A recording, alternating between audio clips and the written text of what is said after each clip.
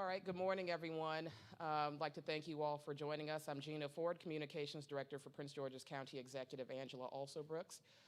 This morning, we will bring you all an update on how the coronavirus is doing in Prince George's County. We have certainly, over the last couple of weeks, seen some very promising signs. And so first, you'll hear from County Executive Alsobrooks, followed by our Chief Health Officer, Dr. Ernest Carter.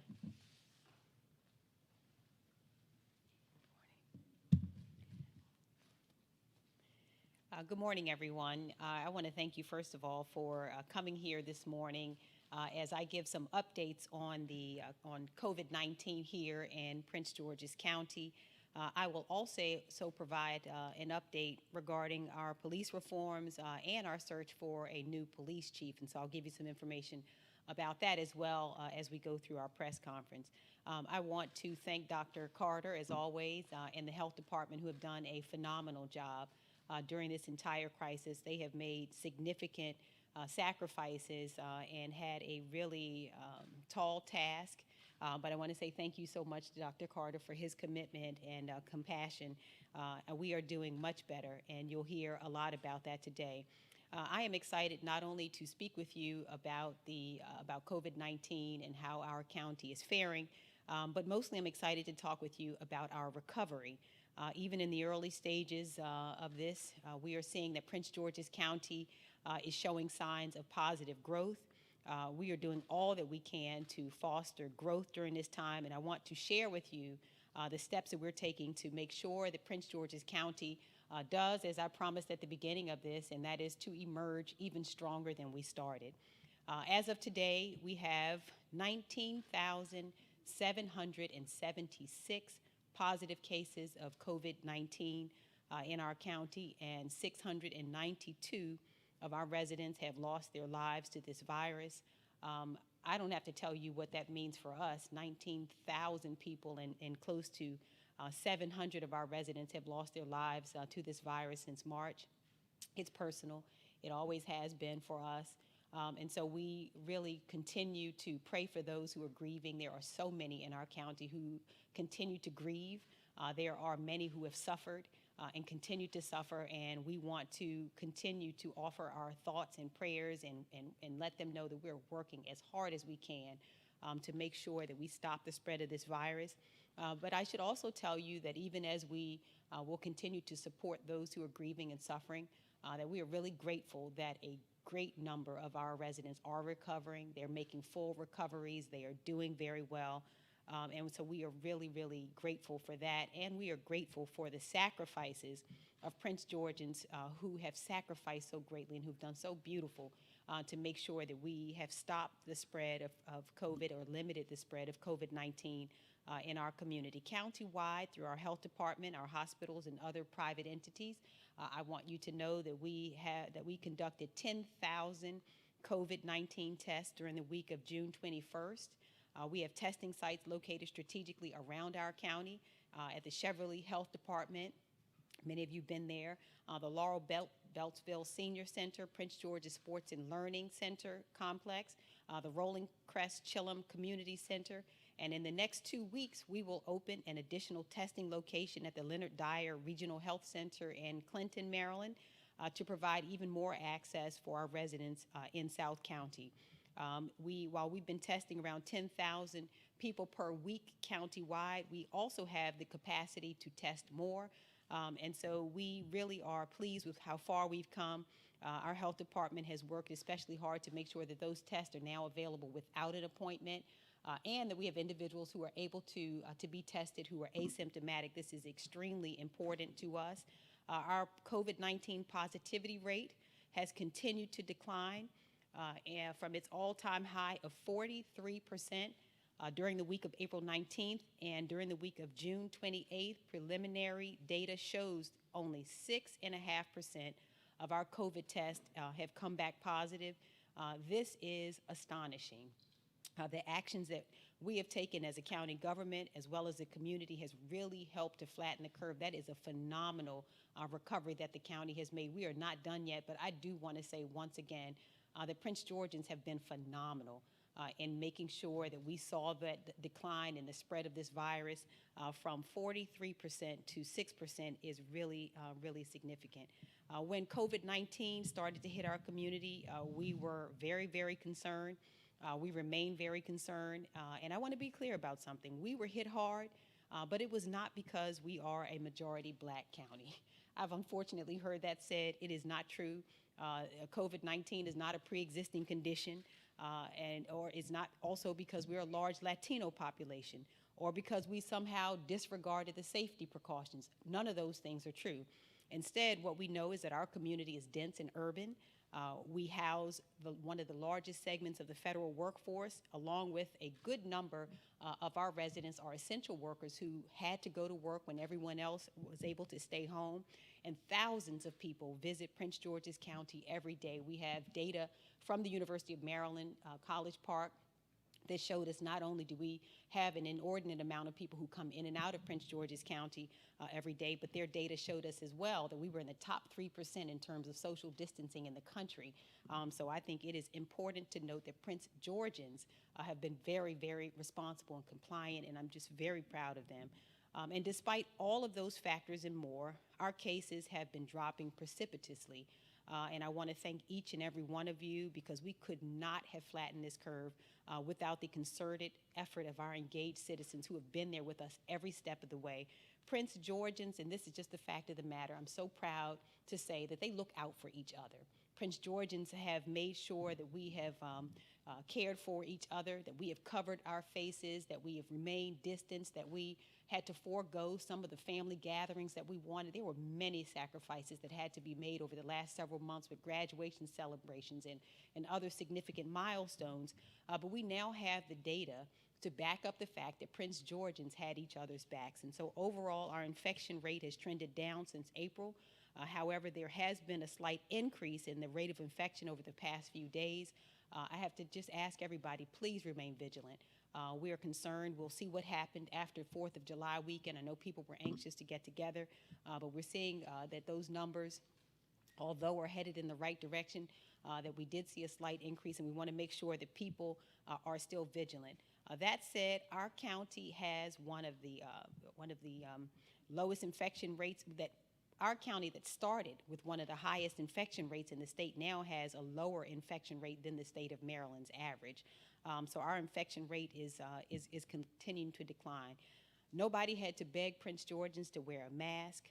We know that it is inconvenient, but because of your great respect, not only for this virus, but most especially your great respect for each other, for your neighbors and colleagues, for our older residents, those who have pre-existing conditions, we continue to see this go down. And so if we continue to practice social distancing, limit our travel, and continue to wear masks in public, we can keep this virus at bay. And so we'll continue to rely, as we have, on the advice of medical experts and scientists who will tell us when it is wise for us to be able to allow more and more to happen. But we're going to recover together, and we're going to do so with data and information. I want you to know that Prince George's County, although we have suffered greatly, not only on the healthcare front, but you all know that we have suffered greatly economically.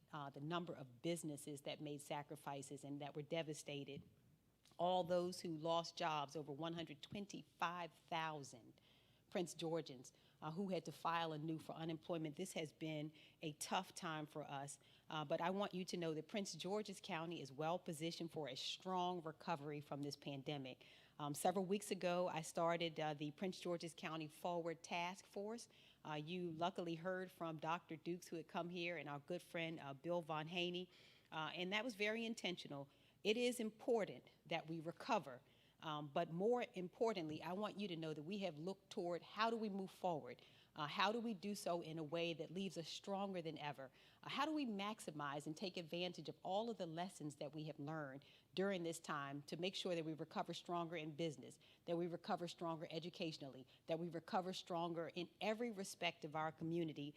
And those are the things that we want to make sure that the Forward Task Force will help us to focus on. So we have assembled a group of experts in public health, business, and government to create a nexus. And the task force will combine new data with expertise to provide well-reasoned recommendations on how our county should deal with the pandemic going forward. In other words, we're not looking backwards, although we have worked as hard as we could to get here, but we are really determined that we will move forward in an even stronger way.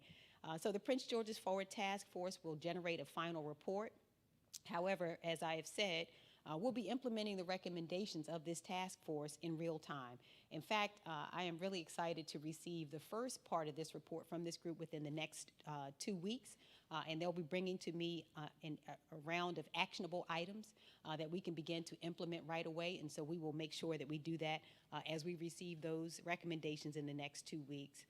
These recommendations, based on cutting-edge data from the Maryland Transportation Institute, will help us continue to reopen safely and address upticks in the virus in areas around the county.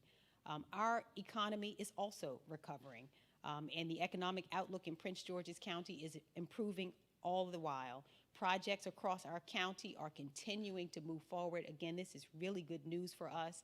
The Branch Avenue U.S. Citizenship and Immigration Services building is complete, and that project will bring 3,000 jobs to our county. The new hospital in Largo is moving forward, which will help not only recover in terms of the state-of-the-art of healthcare, the state-of-the-art healthcare facility that we're bringing, but it will also be a boon for further development in that area. The WMATA headquarters project in New Carrollton is moving forward, including the Remy 2 project. The Gilbane Building Company has proposed 2 developments. The Northgate Student Housing Project, there's an Atworth Multifamily Housing Project, and both of these continue to move forward in College Park. In Suitland, we're excited about the Town Square development that is proceeding really beautifully. And these ongoing projects, the reason that I took time to mention them to you is they are a sign of economic vitality in our community. And I am so happy to announce also Prince George's County's new partnership with Amazon. Amazon has signed leases to bring 2 last-mile delivery stations to the county.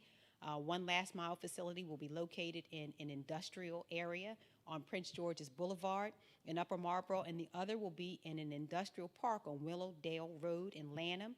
And the employment and entrepreneurship opportunities that Amazon and its last-mile facilities will bring to the county are critical.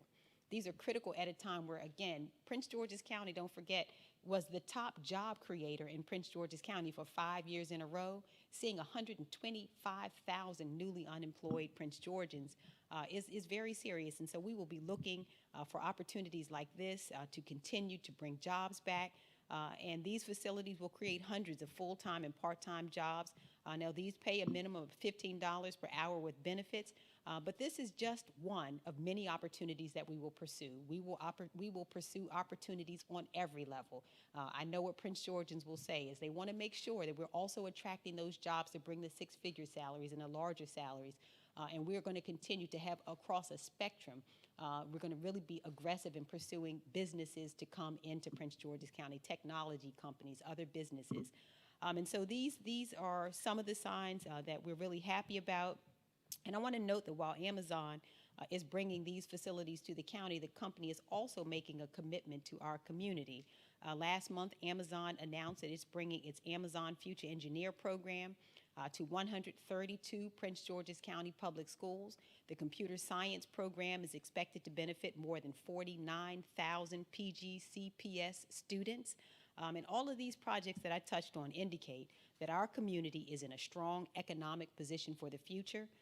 But don't just take my word for it. Despite the economic impact that we have seen, we were really proud to walk away with yet again a perfect credit score, meaning all 3 of the financial rating agencies, Fitch, Moody's, and Standard & Poor's, have maintained the county's AAA bond rating and stable economic outlook. And Prince George's remains the economic engine in the state and region. Our new projects and these ratings show us that we are well positioned for a strong recovery. Recovery means changes for our county, and I should tell you, we are under no illusion. We are in tough times. We are in very tough times, but I know Prince Georgians are even tougher, and we're going to continue to forge forward together. And so recovery means that we want to continue to restore many of the services for our residents. I've been hearing Prince Georgians, as I mentioned to you, spring clean like nobody's business. And so I kept hearing from residents that we needed to get those bulky trash services out to them because of their spring cleaning, and we have the most beautiful homes in the state right now. And so I want to remind you that we did return those bulky trash services. They've been available since June 11th. We've been rotating our schedule to drop off locations in the nine councilmatic districts throughout the county, allowing residents to stop by and drop off bulky trash items that they need to dispose of. And we did that really out of care and concern for our employees. We set up those stations, but we still want to make sure that even as we continue to operate and to provide services, that we do so with the fact in mind that these are still our loved ones who are providing the services, and we want to keep them safe. And so we hope to begin taking bulky trash pickups through 311 by the end of this month. We are finalizing safety precautions that must be in place to safely handle the items that will be brought out of people's homes and businesses. We want to make sure that our employees will be safe. I want to reiterate something because I saw some notes saying, well, when will the county government open? Well, guess what? We've been open all along. So we've remained open for business. Even though this pandemic arrived, we have just adjusted the way that we have done business. A large percentage of our county workforce is continuing to telework, and many of our services continue virtually. For example, the Department of Permitting, Inspections, and Enforcement is not only performing, but really at award-winning levels, performing virtual inspections under certain circumstances, and they have done a tremendous job. And most of our public-facing services are also continuing remotely. At the same time, we're making changes to our facilities as we bring some employees back to work. We're making social distancing preparations, marking our buildings, placing screens and requiring masks to help keep safe our employees. Finally, I want to go to two other items. We are continuing forward with our search for our new police chief. I just want to give you some brief information about that. We have retained the services of a preeminent public sector executive search firm that is highly skilled with the community, and they are known for their transparent search process. We're conducting a thorough national search for our next chief of police. This process will include input from internal stakeholders in the community, and I will soon issue a press release with information on how to access the community survey that we are generating, which will remain open for 30 days. We want the public to make sure you go in and take part in that survey. In addition, we will organize stakeholder meetings to gather input. Internally, we want to hear from our Police Reform Commission, the community, and other civil leaders. We will also hear from employee groups, unions, and department leadership.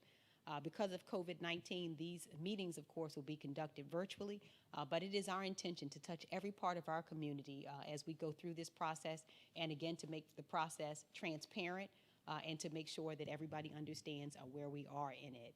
In addition to these changes, last week we launched the Police Reform Commission. The commission is made up of community advocates and public officials who will develop insightful recommendations and help our police department truly continue to become a model for our nation. They will also provide valuable insight on our search for a new police chief. We've made important strides as a community to build a responsive, transparent, and accountable police department. But we recognize that there is still more work to be done and to address the issues that are present in our police department. And I want you to know we're excited about that work, excited about any opportunity to continue to make Prince George's County strong, and that is throughout government, police department, and the rest of our departments. So we're really excited and looking forward to the work of the commission that is comprised of residents and public officials with relevant specialties and backgrounds on the issues of policing and police reform. It will be co-chaired by two dynamic individuals, our Prince George's County Circuit Court retired Judge Maureen Lamazny, as well as Delegate Alonzo Washington. And so we have turned that commission over to two capable hands. They'll be working with this commission. And while we announced the members of the commission last week, we're adding additional members. One will be Bob Ross, the president of the Prince George's County chapter of the NAACP. And other new members include Jamilet Gutierrez, who is a former public defender in our county and currently serves as executive director of Amara Legal Center. And after a comprehensive study and review of our department, the commission will create a recommendation report that I will receive no later than October 30th of this year, and I will use this report to begin to implement and to determine police department reforms. I just want to conclude by saying that these past few months, I get it, have been so difficult. But you know what? Now is the time for us to look forward. And what we know is that COVID-19, as we promised, will not have the final say, but it's not finished yet. And we must all continue to do our part. We've looked around the country, and we have already seen the danger of this virus. And I just want to urge Prince Georgians to continue doing what you have done to reduce the spread of the virus. Your efforts, your sacrifices, your diligence, your care, and your concern have certainly paid off. And as we continue to, as you continue to look out for each other, I want you to know that I will continue to look out for you, for your families, for your well-being, for our economic forecast, educational recovery, every area imaginable. I want you to know you just keep looking out for each other, and I promise that I will continue to look out for you. I again want to thank you for your hard work. I'm excited about the future of our county during this recovery, and I want to thank all of our employees who have been amazing in how nimble they have been and flexible they have been, who have worked so hard even during this pandemic. I want to thank our essential workers, all of those who stayed in those grocery stores to make sure that we could be fed, and everyone else who put their lives on the line to make sure that we could continue to live. So thank you, and I want to hand over at this point the microphone to Dr. Carter. Thank you all so much, everyone. God bless. Thank you, Madam County Exec. Good morning. Prince George's County is heading in the right direction when it comes to COVID-19, but we cannot be complacent. First, here's a closer look at our numbers right now. We continue to reduce our case curve. We've now had 8 consecutive weeks where the number of new cases per week has gone down. In the last week of June, 586 Prince Georgians tested positive for COVID-19. We've stayed below 1,000 new cases per week for about a month now. The county is seeing a steady reduction in how many of our community members die from COVID-19. Last week, 20 Prince Georgians lost their lives due to COVID-19 complications. In the last 2 months, the number of residents who've died from COVID-19 per week has decreased 74%. This is a great improvement, but keep in mind, COVID-19 is still one of our county's leading causes of death on a daily basis. The number of people hospitalized in the county due to COVID-19 continues to decline. Right now, all 4 hospital systems combined have 38 inpatients with COVID. This is down from a high of 262. Our hospitals have managed to stay below 70 COVID inpatients for the last 2 weeks. Meanwhile, roughly 60% of our ICU beds and our acute care beds are available at hospitals in the county. Our relationship and our communications with our hospital systems remain strong and very important. We're working together to monitor and maintain their capacity to care for patients with or without COVID, no matter how long COVID stays here, and that can be a while. As for testing, more than 10,000 tests are done for Prince George's County residents for COVID each week. So far, more than 100,000 tests have been done for county residents to date. Right now, 6.5% of those tested are positive.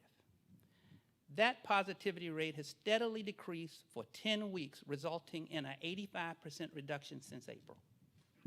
This is evidence that the health department and its partners have expanded testing capacity, and the measures we've taken to reduce the curve are making a difference.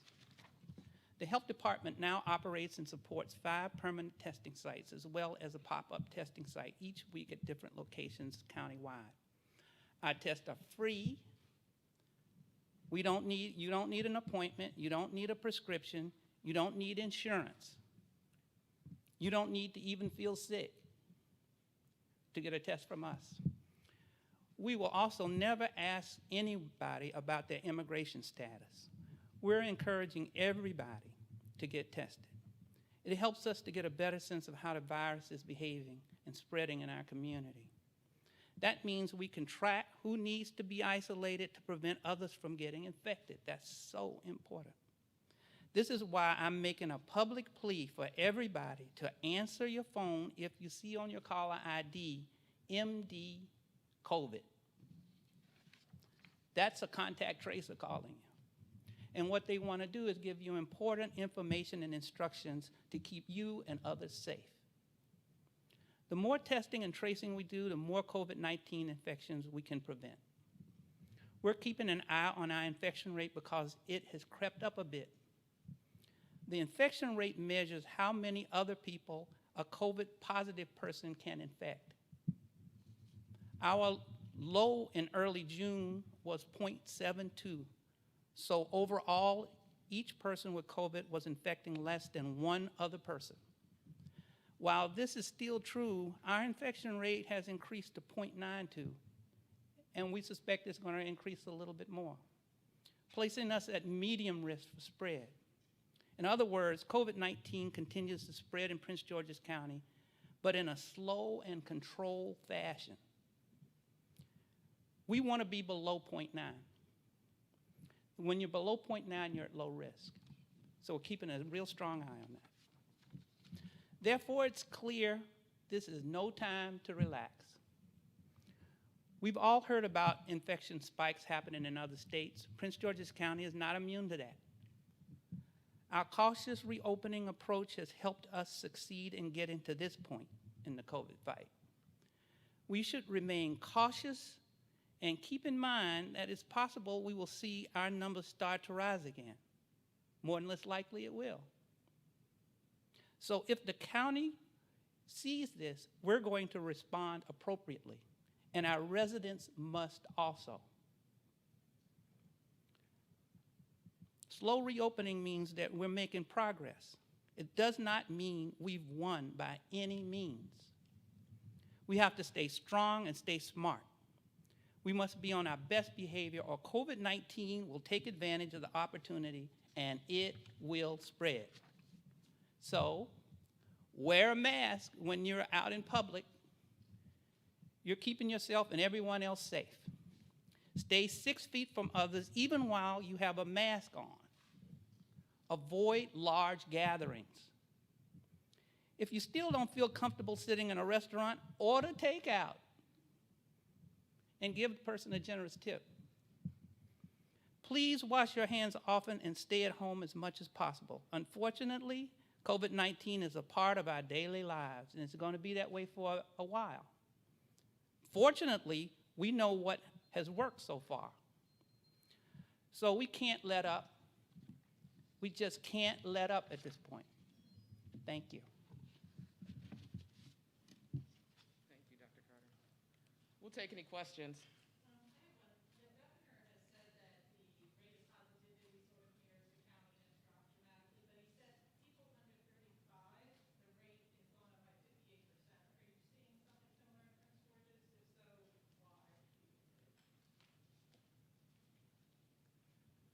We've seen a slight increase in the numbers between 20 and 29 years of age, just a bump.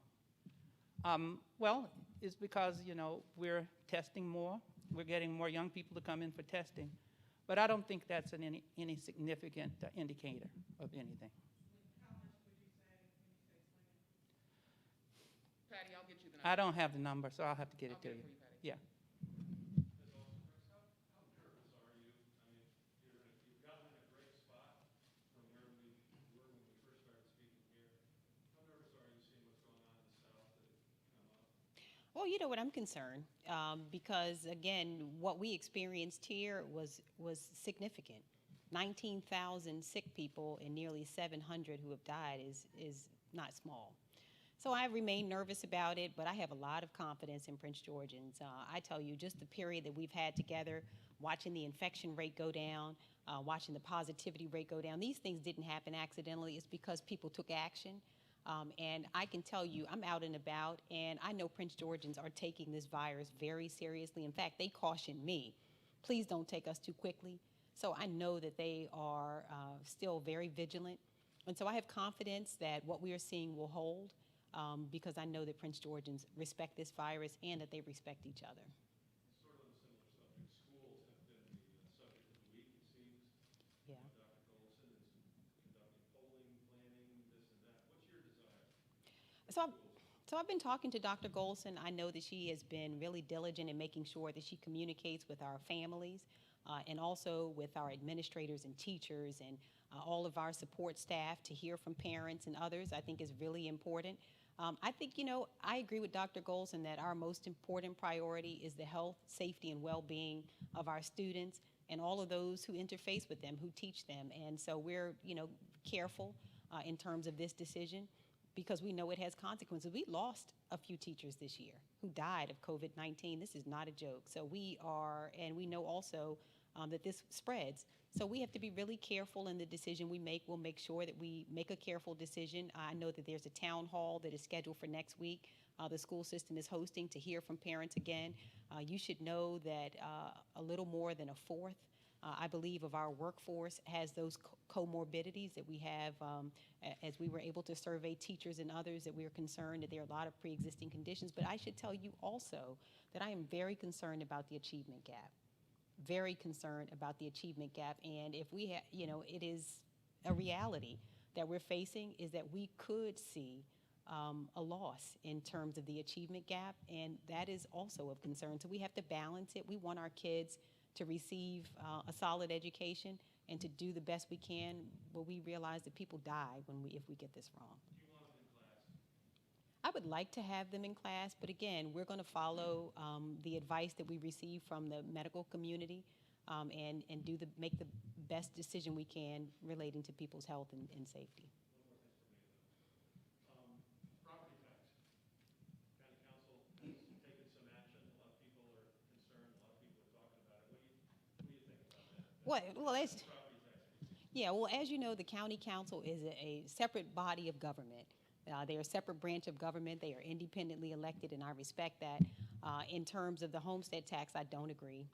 I can't think, honestly, of a worse time to consider taking money from families when we have 125,000 newly unemployed Prince Georgians. I'm concerned about that. And I can tell you, I have said all along, and I've shared this with with my friends on the council also, that I don't believe that we pay for goods and services in Prince George's on the backs of homeowners. We just can't continue to do that. We have to continue to put together a strategy that focuses on commercial taxes, increasing a commercial tax base, bringing businesses here. That's the reason the Amazons are important, the 2Us are important, and the other companies.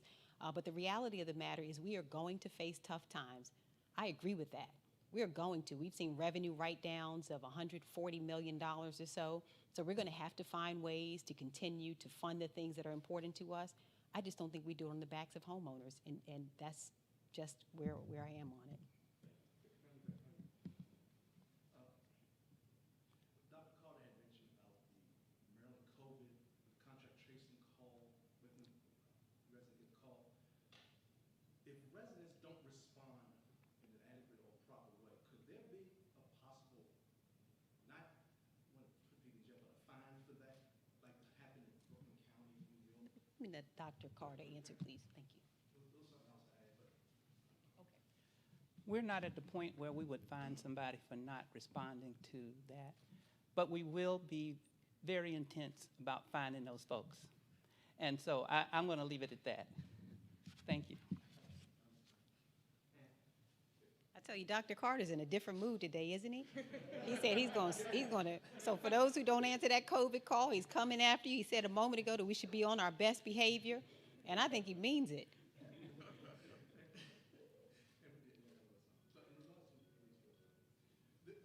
any of the meetings be public in terms of virtual public? Yes. Oh, absolutely. We will have public meetings. The process that we used when we were selected the school CEO, there was one evening where we heard from the public. We had an open town hall to hear from the public to say, tell us what kind of leader you would like for us to consider. We'll have a similar process for our chief of police. This is a very important selection. It's a very important selection, and we wouldn't dare make it without hearing from the public. Do you know when first public meeting may be held at this point right now? No, we don't have a date for it, but we have a survey that the public should look out for very soon that will get community input, and they will have 30 days to complete that survey. So that will be the first step that they will hear about is that community survey, where we'll get feedback from the public. Just one final question. Could you explain a little bit for the public the makeup of the tax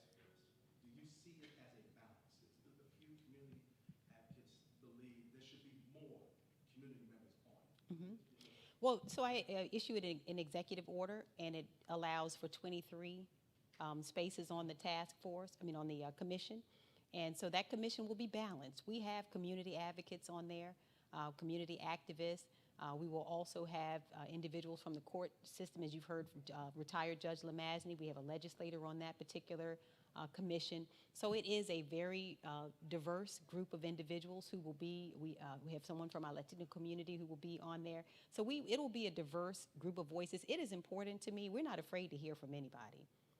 And so that's what I want you to know, is that we want every voice possible to be heard on that particular commission.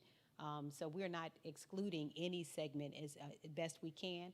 It's important to have a variety of voices, some that agree, some don't agree, but we will come up with a balanced solution when we make sure we've heard from as many voices as we can. I'm a new face in the room. My name is Justin Hinton. I'm a new reporter with WJLA. Yes. On the police front, I'm curious what you're looking for in a police chief and what you think your community needs. So, I am a lifelong Prince Georgian, and I know that Prince Georgians, first of all, want to know that we have a leader who understands Prince Georgians and who has a high regard for community engagement and input.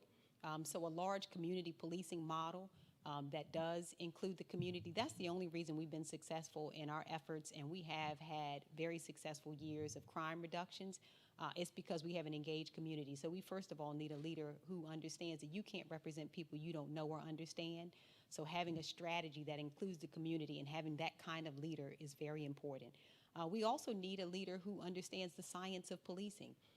Someone with great experience who's had some success. You'll find that I have said through all of our selections, including our agency directors, that we need people who have been successful elsewhere or here, who have a track record of success in whatever they have done. And so we want a professionalized police department with a person who is unafraid not only to implement the reforms that we will come forward with, but is a person who's forward-looking, who is innovative, who will take us in our department really into the next decade. So we're looking for a forward-looking individual who has also high regard for justice, a person who understands that we respect the humanity of every person that we police, and who is prepared to help us to attract and train and retain officers. And so it's a pretty high list that we're fulfilling here, but we think we can get it done.